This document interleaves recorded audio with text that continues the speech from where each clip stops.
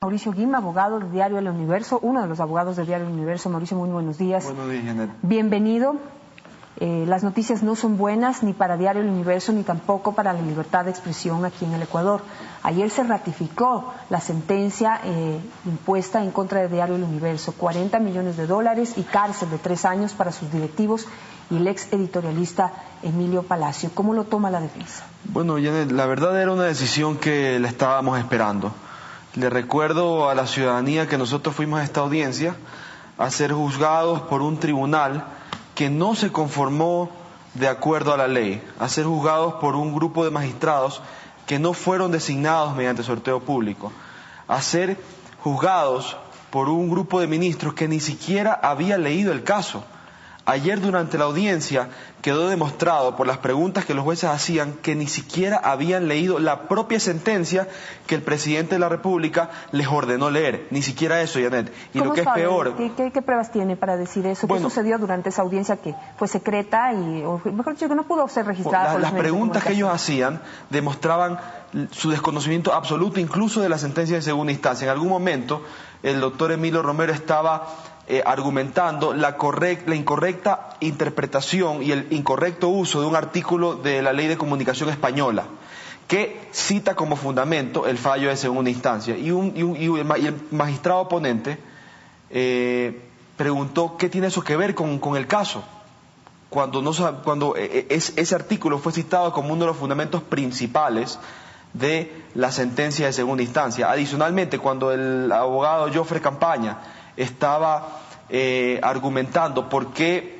la Corte Superior de Justicia de Guayaquil hizo una incorrecta aplicación de la ley al ordenarle al Consejo de la Judicatura que tome acciones administrativas para suspenderlo del ejercicio profesional, el magistrado le preguntó, bueno, ¿y eso qué tiene que ver? ¿Dónde está eso? Cuando eso es algo que ordena la sentencia de segunda instancia, que se lo suspenda o que se lo sancione al abogado Campaña por un incorrecto comportamiento durante la audiencia de segunda instancia.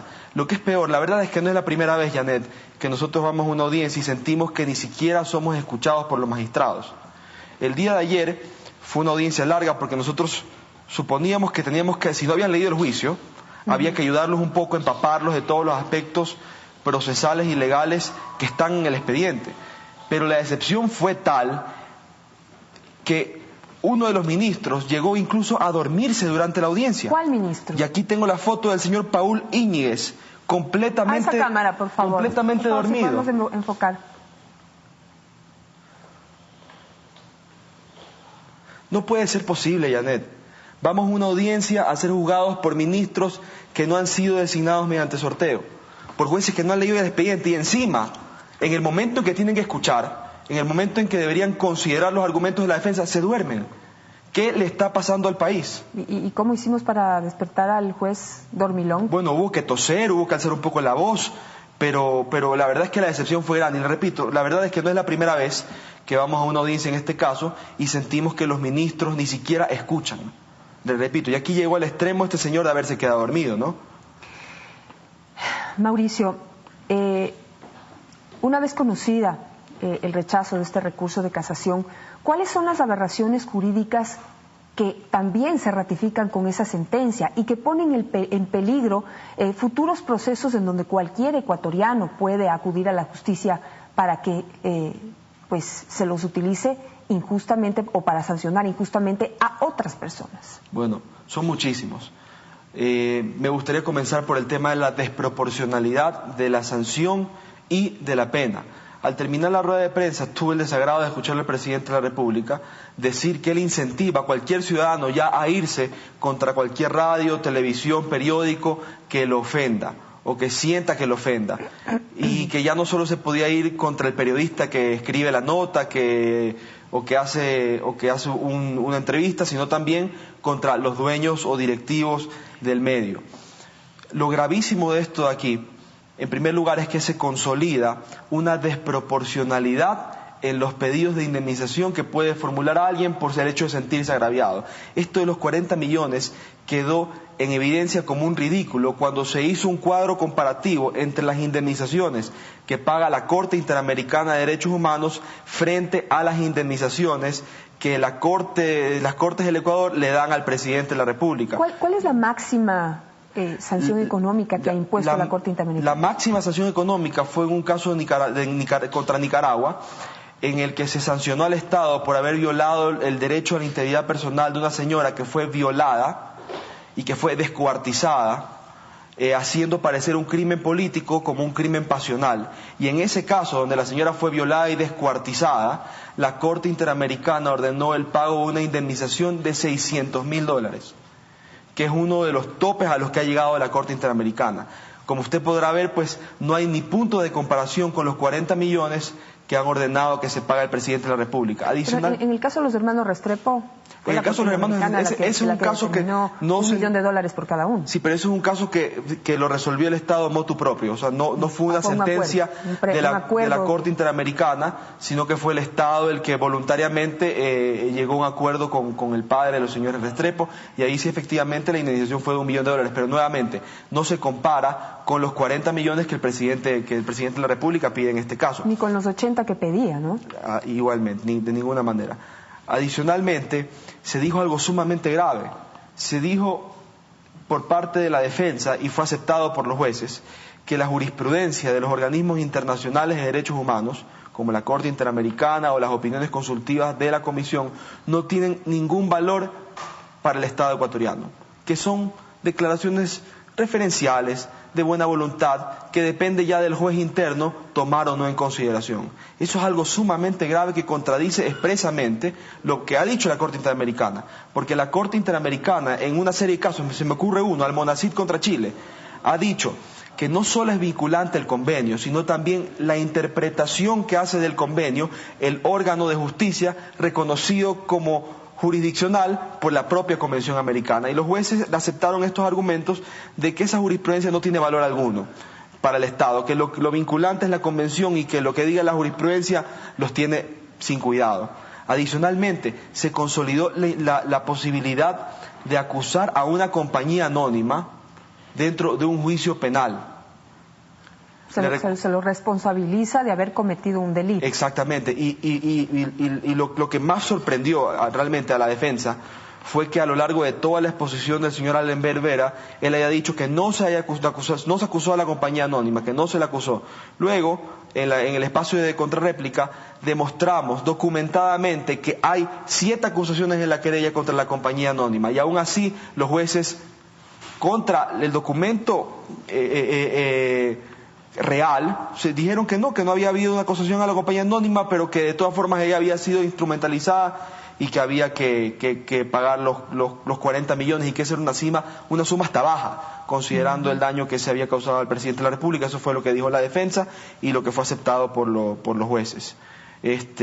La verdad es que es una lástima que se haya perdido la oportunidad de reivindicar el academicismo que tanto hace falta aquí en el Ecuador. Hemos sido, por este caso y muchos otros, el hazmerreír de la comunidad internacional, y esa oportunidad que tenían los jueces de reivindicar la seriedad, la imparcialidad, la independencia, ya se ha perdido. Este ya es un caso no solo sobre libertad de expresión. El día de ayer quedó demostrado que este es un caso sobre todo de independencia de poderes. Ayer el presidente de la República, y como lo escuchamos al inicio de este programa, dejó abierta la posibilidad de que ya una vez confirmada la sentencia, él se pueda hacer un análisis político del caso y determinar que se elimine la cárcel y el dinero. ¿Han contemplado esa posibilidad? ¿Qué posición tomará la defensa, los hermanos Pérez? Desde el día de ayer en que se dictó la sentencia condenatoria contra los directivos del diario y contra el señor Emilio Palacio, los análisis políticos que haga el presidente de la República no tienen importancia alguna. ¿Por qué? Porque dictada la sentencia de casación, ya podemos acudir a los organismos internacionales a reclamar la justicia que nos ha sido negada aquí en el Ecuador. El caso Universo recién comienza ahora, Janet, porque recién ahora vamos a poder ir a las Cortes donde Correa no pone jueces. Recién ahora vamos a poder ir a las Cortes donde el gobierno no tiene influencia. Recién ahora vamos a poder ir a las Cortes donde los magistrados no se dejan atemorizar por la presencia de ministros y asambleístas y por los gritos de gente que está fuera del Palacio de Justicia como si fuera un partido de fútbol. Recién ahora, el caso del Universo recién comienza. ¿Cuándo se empezará ese proceso ya, digamos, formalmente? Bueno, hace algún tiempo nosotros presentamos un pedido de medidas cautelares a la Comisión Interamericana de Derechos Humanos y recién ahora ya la Comisión podría emitir un pronunciamiento con el objetivo de suspender de manera inmediata la ejecución de la sentencia que se ha dictado ya contra los hermanos Pérez, el señor Emilio Palacio y contra la Compañía Anónima del Universo. Afortunadamente, las dos instancias adicionales o los dos recursos o acciones adicionales que la defensa tiene según el derecho interno, que es el recurso de revisión y la acción extraordinaria de protección ante la Corte Constitucional, no deben ser agotados para acudir a los mecanismos internacionales, porque según la jurisprudencia constante de la Corte Interamericana, los recursos que no suspenden la ejecución del fallo no tienen que ser agotados para acudir a la instancia internacional a reclamar justicia. Entonces, por lo tanto, no vamos a acudir ni a la Corte Constitucional ni nuevamente a la Corte Nacional de Justicia. Internacionalmente, pues ya se han hecho varios análisis que difícilmente se perdería un caso como estos con todas las pruebas que se tienen, muchas de las cuales han sido seguidas paso a paso por distintas organizaciones internacionales y por la misma Corte Interamericana, la Comisión Interamericana de Derechos Humanos. Pero, ¿qué pasaría si puede darse la posibilidad de que el gobierno nacional no quiera cumplir con esa sentencia que ordene este organismo internacional? Estamos viendo el caso de Jesús Vélez y Panamá. Lo ha tenido esperando años, 2, 3 años, por una sentencia en donde él demostró que le fueron violados sus derechos humanos. Jesús Vélez, un migrante ecuatoriano que pasando por Panamá fue detenido ilegalmente. ¿Puede suceder lo mismo aquí en el Ecuador? Sinceramente no creo que el presidente Correa vaya a querer rebajarse al nivel de Fujimori. Yo dudo mucho que él vaya a negarse a cumplir una decisión de un organismo internacional que ha sido ratificado por el propio Estado ecuatoriano. Adicionalmente, si bien no hay mecanismos de coacción para hacer cumplir una decisión de la Comisión Interamericana de Derechos Humanos, sí hay mecanismos diplomáticos que podrían adoptar el resto de Estados miembros de la OEA para exigir el cumplimiento de un tratado que es parte de la Organización de Estados Americanos. Y de hecho lo dijo la propia jefa de Relaciones Exteriores de la Unión Europea. Hay mecanismos diplomáticos para hacer cumplir al Estado ecuatoriano sus compromisos en materia de libertades y derechos humanos.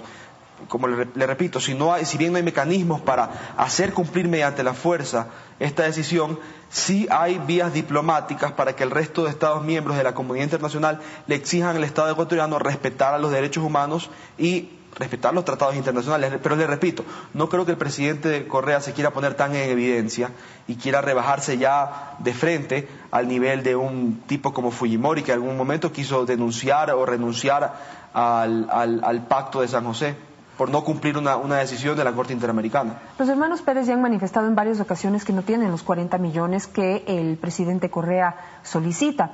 Y eso genera mi siguiente pregunta: ¿qué pasará con el diario? Bueno, el diario continuará. El diario ha permanecido 90 años, ha sobrevivido a algunas dictaduras y no le quepe la menor duda que continuará así. Le repito, la Comisión Interamericana ya está facultada para dictar medidas cautelares urgentes e inmediatas en este caso para suspender la ejecución de la sentencia. Nosotros confiamos en los organismos internacionales, confiamos en que allá vamos a poder encontrar la justicia que nos ha sido negada aquí y confiamos en las pruebas que sí hemos podido presentar ante el sistema interamericano. Yo realmente y francamente no dudo que la Comisión vaya a emitir un pronunciamiento solicitándole al Estado que se abstenga y se inhiba de ejecutar una sentencia que puede llevar a la quiebra a uno de los diarios más importantes del país, ¿no? Importante saber qué es lo que va a pasar con el diario El Universo, sobre todo cuando ayer subestimé el tamaño de este medio de comunicación nacional, uno de los más antiguos. Yo ayer dije que unos 300, 350, 400 empleados se quedarían sin trabajo. Pues no, son 900 las personas, 900 los periodistas, editores, distintos funcionarios que trabajan dentro de esta enorme empresa y 900 personas que en este momento están pensando que podrían quedarse sin trabajo. Por suerte existe esta instancia internacional que de alguna manera los protegerá. Le agradezco muchísimo, Mauricio, por estar esta mañana.